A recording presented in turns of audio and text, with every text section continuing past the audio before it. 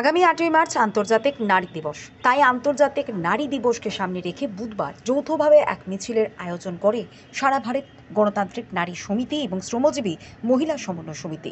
এদিনের মিছিলের স্লোগান ছিল হিংসার রাজনীতিকে পরাস্ত করো, গণতান্ত্রিক অধিকার রক্ষা করো। এদিন মিছিলটি মেলার মাঠ থেকে বের হয়ে আগরতলা শহরের বিভিন্ন পথ পরিক্রমা করে ওরিয়েন্ট চৌমুহনীতে এসে এক সভায় মিলিত হয়। আন্তর্জাতিক নারী দিবস এবছর 8ই মার্চ একটি ধর্মীয় অনুষ্ঠান শিবরাত্রি।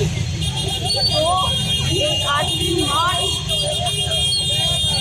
যে কর্মসূচি, সেই কর্মসূচিটা আমরা আজকে 6ই মার্চ উদযাপন করছি। আমাদের দুটো সংগঠন, সারা ভারত গণতান্ত্রিক নারী সমিতি এবং শ্রমজীবী মহিলা সমন্বয় সমিতি, আমরা যৌথভাবে এই কর্মসূচিটা এবছর সংগঠিত করেছি। আমাদের স্লোগান হচ্ছে হিংসার রাজনীতি বন্ধ করো, গণতান্ত্রিক অধিকার প্রতিষ্ঠার লড়াই জোরদার করো। এবং এছাড়া শ্রমজীবী নারী, প্রকল্প কর্মী এবং বিভিন্ন ধরনের যে অঙ্গনাদি, আশা, মিড ডে মিল ওয়ার্কার,